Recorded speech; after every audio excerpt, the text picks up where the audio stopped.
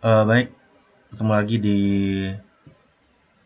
part 4 ya, bidang hidrologi untuk desain jembatan ya, tugas besar Dispro 1. Jadi untuk kesempatan kali ini singkat saja teman-teman ya. Jadi, kita ingin menentukan pel banjir ya, tapi sebelum kita menentukan pel banjir, kita harus tahu dulu ya pel banjir itu apa. Nah, jadi secara umum pel banjir itu adalah pengaturan ketinggian minimal ya, pengaturan ketinggian minimal lantai bangunan yang ditentukan berdasarkan lokasi bangunan tersebut untuk mencegah air banjir masuk ke dalam bangunan. Tujuannya adalah untuk memastikan bangunan aman dari dampak banjir, terutama dari rawan banjir. Nah, di uh,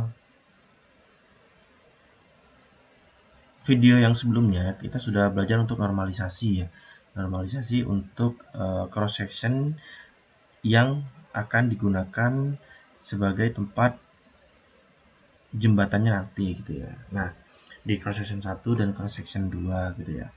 Di cross section 1 dan cross section 2. Nah, pada setiap cross section yang telah dinormalisasi, kita akan mendapatkan angka Y, yaitu water elevation-nya, kemudian nilai X-nya juga kita akan dapat gitu ya. Nah, nilai Y yang dimaksud ini adalah nilai ketinggian Y dari titik terdalam ke elevasi muka air banjirnya ini.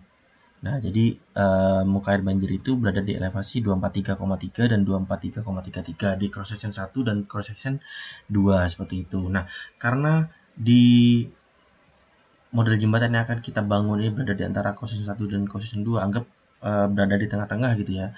Anggapannya ada di tengah-tengah antara cross section 1 dan cross section 2, kita bisa cari aja rata-rata ketinggian ya, rata ketinggian di tengah-tengah gitu dengan cara elevasi muka air banjir di cross section 1 itu, ini cross section 2 ya.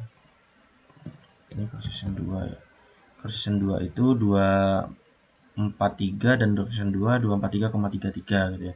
Kita tinggal cari X bar-nya aja ya, atau average-nya gitu ya, rata-rata. Nah, rata-rata inilah yang akan kita gunakan gitu ya untuk penentuan elevasi pile banjir minimal gitu ya. Nah, karena dalam tugas dispro yang ada di sini sudah ditentukan tinggi jagaan atau TB itu adalah minimal 1,5 meter ya dari muka air banjir gitu ya. Nah, bisa lebih tinggi kalau dilewati kapal, tapi ini kalau dilewati kapal, kalau enggak ya enggak apa-apa juga gitu ya. Yang penting dia minimal 1,5 meter gitu ya. Nah, bisa lihat dari gambar ini ya. Jadi TB itu adalah ketinggian tinggi jagaan gitu ya, tinggi jagaan dari muka air banjir yang ada di sini. Nah, ini tinggi jagaan ini mudah aja ya untuk penentuan elevasi pel banjir karena minimalnya 1,5, tinggal kita tambahkan saja rata-rata ketinggian muka air banjir tadi tengah-tengah itu berapa ditambahkan dengan 1,5 meter sehingga ketemu untuk elevasi pile banjir minimalnya adalah 244,82 gitu ya. 244,82. Nah, 244,82 itu kurang lebih ada di sini ya. Ya, saya gambar pakai shape aja ya. 244,82 ya. Ini 24 kurang lebih di sinilah ya. Nah, elevasi minimalnya itu kurang lebih di sinilah ya, kurang lebih di sini. Nah, ini adalah elevasi pel banjir minimal gitu ya. Nah, boleh ditambah misal jembatannya itu mau diletakkan di atas sini ya, di antara elevasi ini boleh gitu. Misal mau diletakkan di sini, yang pasti adalah ini adalah minimal gitu ya. Mau lebih tinggi juga nggak masalah gitu, minimalnya di sini. Nah, contoh jembatan yang saya gunakan itu kurang lebih seperti ini. Jadi kurang lebih seperti ini ya. Apa ini kasaran aja ini ya kan, belum belum kita sesuaikan juga strukturnya seperti apa ya. Sepertinya ini harus ada struktur lagi satu di tengah gitu ya. Tiang penopang satu di tengah gitu. Tapi ini kan masih kasaran aja gitu. Yang penting terlihat dulu bentangnya gitu ya. Nah, kalau di kasus di studi kasus ini saya meletakkan elevasi pal banjir itu pada elevasi paling atas tuh paling tinggi gitu ya. Dari penampang sungai gitu. Atau di elevasi permukaannya di sini. Nah, seperti ini. Elevasi di atas ini. Nah, karena ini kan jalan ya, nanti setelah setelah dan sebelum abutmen di jembatannya kan ada jalan gitu ya, panjangnya 2 km ya kalau dari tugas ini gitu. Nah, jadi saya letakkan di sini. Tapi boleh teman-teman misal perencanaannya ingin diletakkan di sini gitu ya. Jembatannya misal ingin diletakkan di sini atau ingin diletakkan di sini, bebas ya, terserah. Yang penting elevasi minimalnya itu ketemu sekian gitu ya, dengan minimal tinggi jagaan adalah 1,5 meter seperti itu. Nah, contohnya seperti ini ya.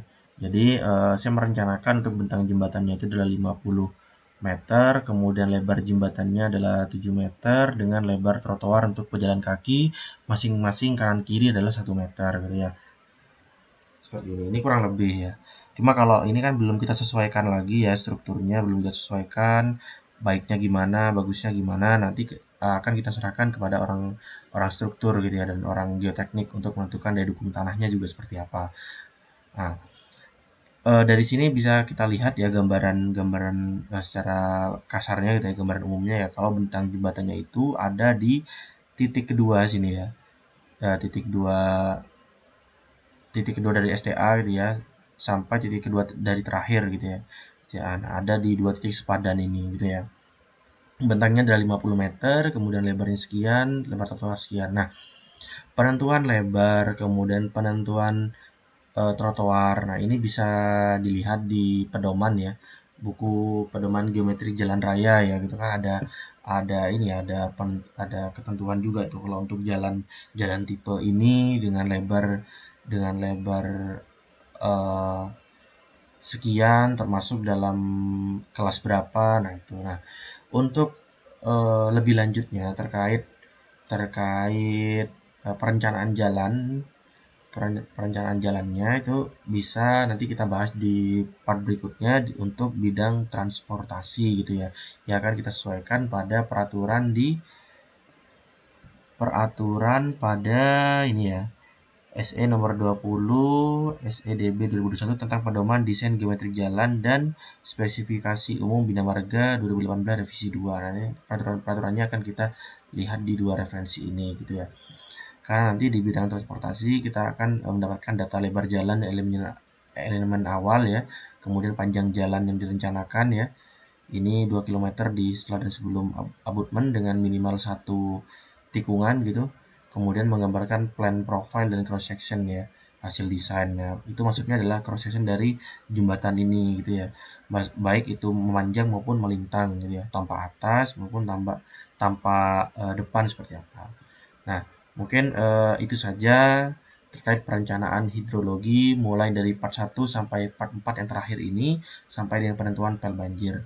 Selanjutnya kita akan beralih pada bidang transportasi ya, di bidang transportasi untuk perencanaan jalan dan perencanaan jembatannya. Seperti itu ya. Setelah perencanaan transportasi nanti akan dilanjutkan ke perencanaan geoteknik dan struktur gitu ya. Dan di akhir nanti akan dilanjutkan pada perencanaan manajemen konstruksi termasuk diantaranya nanti ada pembuatan RAB gitu ya, rencana anggaran biaya. Nah, mungkin itu saja yang bisa kita diskusikan pada kesempatan kali ini dan bertemu lagi di video berikutnya. Terima kasih.